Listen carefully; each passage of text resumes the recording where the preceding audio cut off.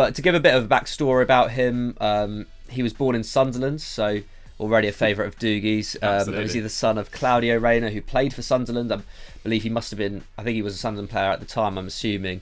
Obviously played for Man City as well.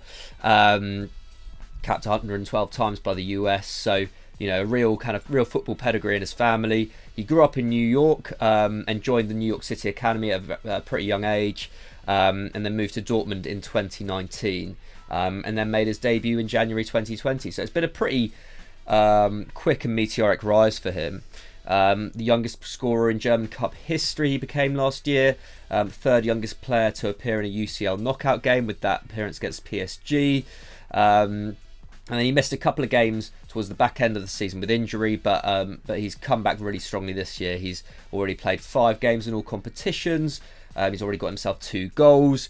And yeah, he looks like he's already kind of made that step up to the first team in this Dortmund side, which is just so young now, with Jude Bellingham starting games as well. And I talk about him combining with Bellingham mainly because he's been playing pretty much all through the centre this season, which is pretty cool to see, considering he's very versatile. And I don't know, I kind of expected to see him play off the left a bit this season, because I think that's where he was coming on a lot last term. I know, for memory serves me correctly, when that spectacular strike he had against Werder Bremen last year, he was cutting in off the left.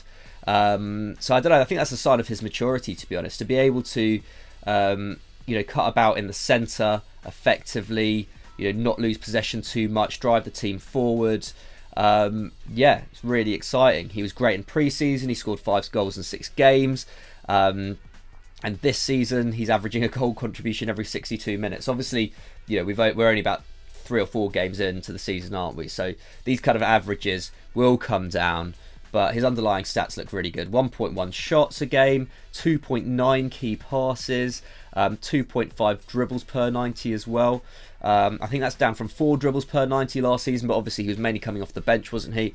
So he was maybe having a little bit more luck kind of late on in games.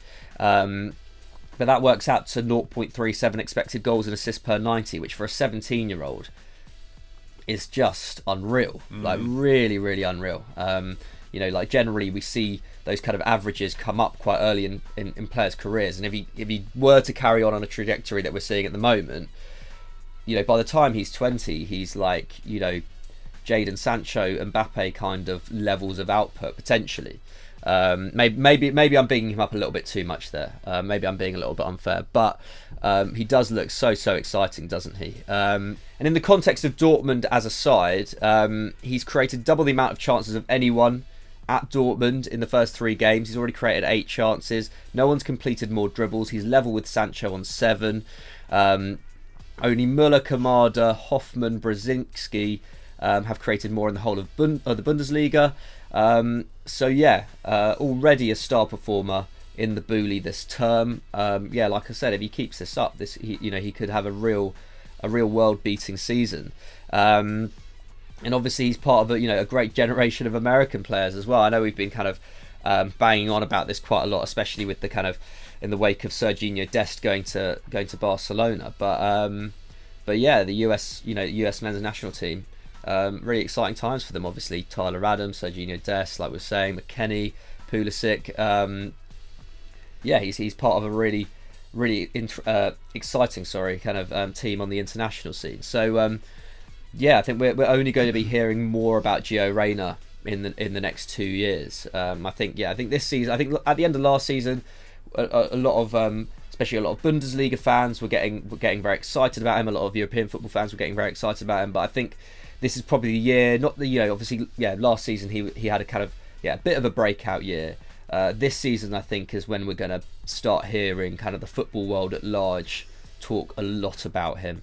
And I think come next summer, no doubt there's going to be transfer talk all around him as well. Absolutely. Maybe it will be Gio Reyna becomes the Jadon Sancho of next summer. I hope not, because what a long drawn out transfer saga that was. But Gio Reyna, phenomenal player by the looks of things. Really comfortable with the ball at his feet, can run at great speeds. He looks physically very capable as well. So really, really exciting. But let's move on to a player in France, Henry, because as soon as I mentioned this in the group chat saying, let's do breakout stars, you were instantly like, let's cover Ryan Cherki. What is it about him that's really sort of gripped you? Yeah, this guy, I feel like they've been releasing teaser trailers of him over the last few years, sort of just dropping the idea of what's to come. I mean, there is so much buzz about Ryan Cherki in France. They think he's the next big star of the future. He plays for Lyon on the wing, so another amazing kind of academy product to come through there. And he's 17 years old at the moment. And to be fair, he did play a few games last year, which we'll talk about. But yeah, I've seen a few of you guys on Twitter. I think Sam Gods, he's been bigging this guy up loads. I mean, there's a lot of hope for what this guy can do. And I mean, to give you an idea about his meteoric rise in the game, he played for the reserve side at 15 years old, which is pretty nuts. And he scored 4 goals in the 1920 UEFA Youth League. And then he made his first senior debut in November 2019, scored his first senior goal in January 2020 at just 16 years old, so he became the youngest ever goal scorer in Lyon. And I was having a look at his sort of youth highlights before we came on, and it's just a compilation of people basically trying to hack him down. He's a really, really tricky, skillful winger. He almost loves taking people on. There's a number of videos where there's about 3 players surrounding him and he's using all sorts of arsenal of skill just trying to work his way around them. So yeah, he's got an unbelievable amount of ability in his locker. He's quick and he's got an eye for a pass as well. He's probably not the most electric pace-wise, but he's got that drop of the shoulder and that ability that gives him that edge over the opposition.